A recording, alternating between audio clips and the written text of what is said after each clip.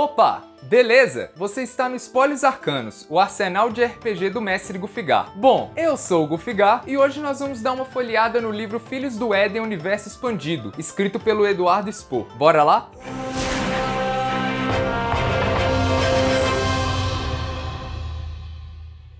Então pessoal, aqui estamos com o nosso livro, mas antes de qualquer coisa, só lembra de dar aquele joinha no vídeo, se inscrever no canal e ativar o sininho, porque vocês sabem que ajuda muito o trabalho aqui. Mas então vamos lá, o livro foi escrito pelo Eduardo Spohr, ilustrado pelo Andrés Ramos e publicado pela editora Verus. É um livro capa dura com verniz localizado e papel couché em suas 250 páginas de conteúdo. Mas antes de abrir o livro e começar a falar dele, é importante falar um pouco sobre o que se trata isso aqui para quem não conhece. Ele vai falar justamente do cenário de fantasia nacional do Eduardo Spohr. Esse cenário surgiu nos romances, conhecidos como a Tetralogia Angélica, que começou com a Batalha do Apocalipse, que eu tenho essas duas edições aqui, e depois veio com a trilogia Os Filhos do Éden. Mas do que se trata esse cenário de fantasia final? Com forte influência nas tradições hebraico-cristãs, eu acredito que o argumento principal para descrevê-lo é o seguinte. Aqui no cenário do Eduardo Spohr, os 7 dias nos quais Deus criou a Terra e todo o universo foram na verdade eras. Então cada um desses dias foi composto por milhares de anos. Ou seja, o 7º dia, que foi quando Deus finalmente adormeceu e descansou, ainda está acontecendo, o que faz com que por toda a trajetória da humanidade, o Criador estava descansando. Partindo desse argumento, nós vamos ter os anjos como protagonistas das histórias, pois foram eles os encarregados de guiar a humanidade por todo esse período aí do 7º dia em que o Criador, Deus no caso, estava descansando. E aí a gente vai ver no livro que existem muitas características e muitas definições para os celestes aqui no cenário, mas basta entender por enquanto que foram eles os responsáveis por vários acontecimentos bíblicos, sejam essas catástrofes ou coisas ruins que aconteceram com a humanidade ou até coisas boas. Agora, sem mais delongas, vamos abrir o livro, né? Aqui logo de cara teremos o sumário e vemos que o capítulo 8 é destinado ao RPG, mas eu vou mostrar para vocês que existe RPG neste livro inteiro. E provando isso, pessoal, virando a página aqui, nós veremos uma ilustração maravilhosa do Andrés Ramos e a introdução do livro, onde o Eduardo Spohr vai falar que o cenário da Tetralogia Angélica surgiu nas suas mesas de RPG. Esse detalhe é o que eu particularmente acho muito inspirador, já que eu acho muito legal pensar que um mestre de RPG brasileiro desenvolveu um cenário de fantasia e virou um romancista de sucesso. Enfim, vamos virar a página aqui para ir avançando. Eu curto muito sempre dar destaque para as referências, porque eu acho muito legal saber das obras que inspiraram as criações que eu gosto. Então teremos aqui alguns filmes, eu acho que vale destacar Os Anjos Rebeldes. O Eduardo Spohr recomenda todos os 3 filmes desse clássico cult aí. Ele também vai recomendar o Highlander, mas dessa vez só o primeiro filme por motivos óbvios. O legal de falar aqui que nos romances que foram muito influentes pelo Eduardo Spohr, ele cita justamente Os Pilares da Terra, que vai ser um romance histórico aí que não tem nada de fantasia, só que ele fala que a prosa do Ken Follett foi muito inspiradora para ele se tornar um escritor. Mas por que eu acho que a indicação desse livro é bem legal? Foi porque justamente depois de escrever a Tetralogia Angélica e o Universo Expandido, o Eduardo Spohr começou a se aventurar justamente nos romances históricos como é o Pilares da Terra. Ele começou a escrever o Santo Guerreiro, a nova série dele. O primeiro livro é o Santo Guerreiro Roma Invicta e o segundo, Santo Guerreiro Ventos do Norte. Esses livros vão tratar justamente de São Jorge como personagem histórico, a figura histórica de São Jorge, sendo abordada aí quando ele era um legionário romano no 3º século depois de Cristo. Esse segundo livro dessa nova série do Spohr fez com que ele fizesse uma tour aí pelo Brasil e ele veio em Belo Horizonte, em uma série de autógrafos e bate-papo que eu obviamente tinha que comparecer. Sendo assim, eu gravei um mini vlog que vai estar no final desse vídeo, então fique até o final para conferir porque tá muito legal. Mas voltando então para os romances, outro que eu acho legal de destacar é O Exorcista, de William Peter Blatty. O Spohr, ele recomenda o livro pelos longos diálogos com o demônio que são assustadoramente narrados na obra. Mas enfim, vamos ver que as listas de recomendações, elas são grandes, incluindo aqui, para além de romances e filmes, até estudos e ensaios. E, surpreendentemente, também teremos aqui RPGs. Cult, D&D, In Nomine, Call of Cthulhu, Lobisomem Apocalipse, Vampiro a Máscara, Mago Ascensão, Changeling Sonhar e Aparição, o livro. limbo. Tem muito material legal aqui sendo recomendado e eu posso acabar voltando, né, em alguma obra dessa parte ao longo do vídeo, mas por enquanto nós vamos seguir.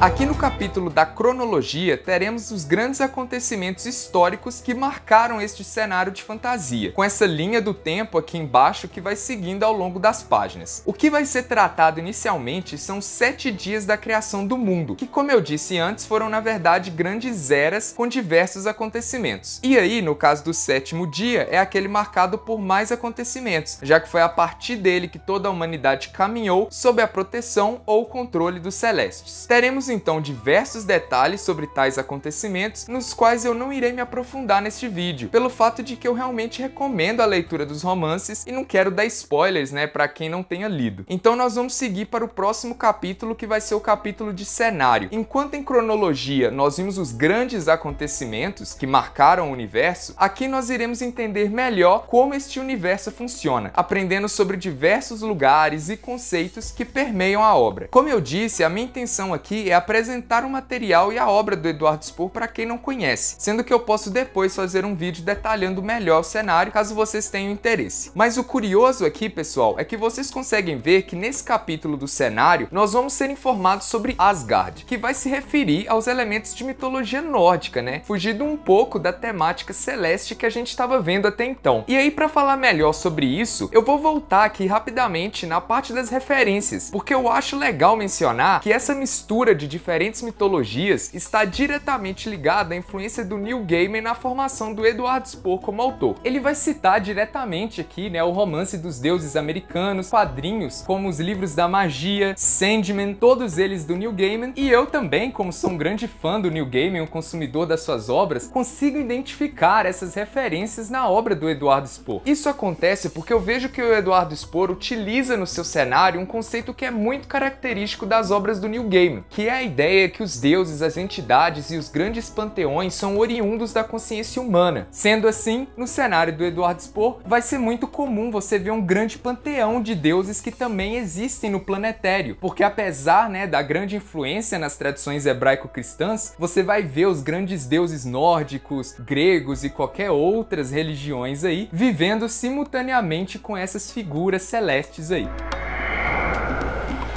Agora, passando aqui para o capítulo de Luz e Trevas, nós vamos ter contato com as castas angélicas e as ordens satânicas. As castas dos anjos são classificações que eles receberam durante sua criação, que vão defini-los com diferentes características de acordo com a função que eles têm que empenhar. O legal neste capítulo é que, para além da apresentação de todas essas castas, você também vai ter um box de estatísticas de RPG para cada uma, explicando as regras aplicáveis para a criação de personagens celestes utilizando a 5ª edição de D&D. Nós ainda vamos ver mais sobre jogar RPG neste cenário no capítulo 8 deste livro, mas é muito legal mostrar que as informações estatísticas dos anjos estão localizadas neste capítulo 3 aqui. Mas vamos então para as castas, né? Teremos aqui os querubins, que são os guerreiros, vigias, caçadores e enfim, a casta mais militar aí dos anjos. O livro vai informar mais alguns detalhes sobre eles e também apresentar as estirpes, que são funções mais específicas que cada uma das castas podem acabar tendo que empenhar. Depois nós teremos os serafins, que são anjos burocratas e políticos, que foram criados inicialmente para ajudar no planejamento do trabalho de Deus. Teremos então informações sobre eles, suas estirpes e as regras para utilizá-los como personagens da 5ª edição, assim como teremos em todas as outras castas. Os Elohim são a casta celeste responsável por assegurar o bom funcionamento da criação e observar, mas sem interferir, a trajetória da humanidade. A casta dos Ophanins ajudou na criação da vida e ama a humanidade. Eles são super bonzinhos e uma das suas estirpes é justamente o anjo da guarda, que protege os seres humanos. Já os Ashimalim são os anjos punidores, sinistros por natureza, que julgam e punem os mortos quando necessário. Os Ishin são os anjos que detêm o controle dos elementos, quase que como magos da evocação. Eles manipulam as forças da natureza e foram os responsáveis pelas grandes catástrofes que aconteceram, como por exemplo o dilúvio e a Era do Gelo. E por último, nós temos os Malakins, que seria a casta angélica mais erudita e totalmente obcecada por conhecimento e dotada das funções de estudar a humanidade. Terminando então as 7 castas celestes, nós entramos nas ordens satânicas, que seriam a corrupção dada àqueles anjos que tomaram partido de Lúcifer e foram banidos para o inferno. O formato de apresentação dos demônios aqui então será muito parecido com a dos celestes. Inclusive, nós também teremos as estatísticas de RPG para quem quiser jogar com os anjos caídos. Teremos então os Maliks, que seriam os querubins corrompidos, os Satanes, que seriam os serafins do inferno, os Belials, que são os Elohims decaídos, que firmam contratos com humanos em troca da alma deles. Os Daimonions são Ophanins degenerados, que inverteram totalmente o seu amor pela humanidade por uma necessidade de corrompê-la. Baals são Ashimalins que se tornaram torturadores infernais. Zanatos são demônios elementais derivados dos Ishins. E os Sucubos e Incubos são demônios sedutores, descendentes de Lilith, a primeira mulher de Adão, que foi expulsa do Jardim do Éden e recebida no inferno como uma líder. Avançando um pouco aqui no livro, vamos para o capítulo de Bestiário. Aqui nós seremos apresentados para os monstros, as entidades e as criaturas que permeiam esse cenário celeste do livro. Este capítulo é um dos melhores, não apenas por apresentar os monstros, mas também porque todos eles vão ter uma ficha de RPG utilizando as regras da 5ª edição. Mostrando isso, acho que agora a gente pode pular para o capítulo de RPG, né? É claro! Este capítulo vai ensinar de vez como fazer para rodar o cenário de fantasia do livro em campanhas inteiras de D&D. Sendo assim, a primeira pergunta que o seu grupo precisa fazer é em qual época a história irá se passar. Isso acontece porque nós estamos falando de um cenário protagonizado por anjos e demônios imortais, então é possível contar histórias em qualquer época que você quiser. Então, virando a página, nós teremos aqui a apresentação das raças mortais que compõem o cenário. Os humanos vão utilizar as mesmas estatísticas do livro de regras da 5ª edição, mas nós também teremos os Atlantes, com novas estatísticas de jogo. Teremos também os Lemurianos, que são descendentes dos homens e da casta atlântica dos Devas, os Hiperbóreos, pertencentes a uma etnia humana que se isolou no extremo norte do planeta, os Neandertais, os Nephlins, que seriam híbridos entre humanos e anjos, e os Cambions, que seriam filhos de demônios com humanos. Daí, depois dessas opções, teremos a parte destinada aos imortais, ou seja, regras novas para a criação de anjos e demônios aqui nesse cenário. Eu acho muito massa o que foi feito aqui, porque os celestes eles não vão seguir as categorias de raça, classe e antecedente como é comum na 5ª edição, mas sim a categoria de casta e ciclo. As castas foram aquelas que a gente viu anteriormente e o ciclo vai determinar o grau de poder deles, variando do 1º ao 6º ciclo. Essa tabela 1 aqui, ela vai mostrar melhor a classificação dos ciclos e os pontos de experiência necessários para subir de um para o outro. Já a tabela 2 vai detalhar melhor a progressão dos ciclos, sendo que um detalhe legal é que o valor máximo de habilidade vai aumentando com essa evolução, mostrando que os anjos eles não vão ficar limitados ao 20 como limite de atributo como os personagens mortais são. E aí, virando a página, nós teremos duas outras tabelas que informam as divindades e os pontos de aura em cada ciclo. Isso acontece porque os anjos terão poderes especiais chamados aqui de divindades, e eles utilizam dos seus pontos de aura para usar esses poderes. A lista dessas divindades é grande e todas elas são detalhadamente explicadas aqui na página 216 do livro. Elas são usadas tanto por anjos quanto por demônios, mas quando escolhida pelos demônios, o nome muda, de divindade para profanações. Assim como os ciclos, as divindades também são divididas do nível 1 ao 6 e possuem diferentes efeitos. No fim das contas, elas vão funcionar de forma bem semelhante com as magias mesmo do D&D, mas com propostas mais voltadas para os poderes celestiais. No fim do capítulo, nós temos uma ficha bem legal adaptada para o cenário angélico, mas vale citar que alguns termos da ficha e do livro também no geral foram traduzidos de forma diferente, até porque a versão brasileira da 5ª edição da Galápagos não existia quando este livro aqui foi lançado. Eu sempre gosto de falar como que você pode pegar coisas emprestadas de algum livro ou algum material de RPG e usar, da forma como você quiser. E eu acredito que assim, anjos e demônios, você vai ter isso em diversos outros cenários de D&D. Então você consegue pegar os conceitos aqui do Filhos do Éden Universo Expandido e até algumas mecânicas, que o Spor vai abordar e aplicar aí em qualquer outra aventura de D&D. Como por exemplo, no Baldur's Gate The Seed Avernus, você vai ter aqui a presença muito marcada, do inferno, dos anjos, e você pode estar aplicando algumas mecânicas, algumas ideias dos celestes aqui do universo do Eduardo. Mas então é isso, pessoal, este vídeo tinha como objetivo apresentar o cenário do Eduardo Spohr e mostrar também que esse material aqui, apesar dele não se vender como um livro de RPG, eu o considero totalmente como um livro de campanha, porque a gente viu, né, que ele vai nos ensinar a rodar o cenário, além de trazer muito material para se usar em outros mundos e outros cenários aí. E agora, antes de finalizar o vídeo, fiquem aí com o mini vlog que eu fiz com o encontro com o autor Eduardo Spohr aqui em Minas. Espero que vocês gostem. Então, pessoal, estamos indo lá encontrar com o Eduardo Spohr. Tô levando meus livros para ele autografar e tô levando também uns livretos que eu fiz para mostrar para ele. Vou apresentar o canal para ele lá, né? Espero que ele goste desses livretinhos aqui. Valeu, bora lá!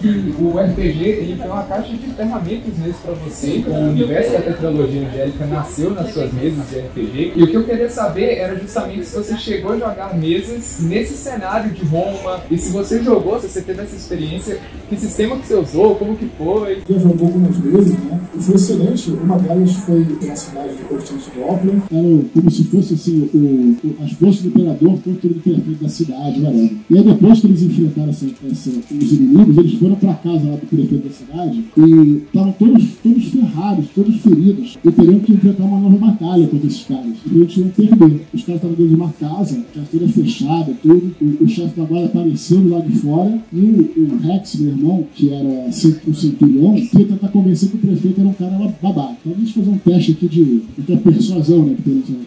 Cara, tirou 20. Acabou com a luta. Tirando, é verdade, o cara é um cagão do caramba.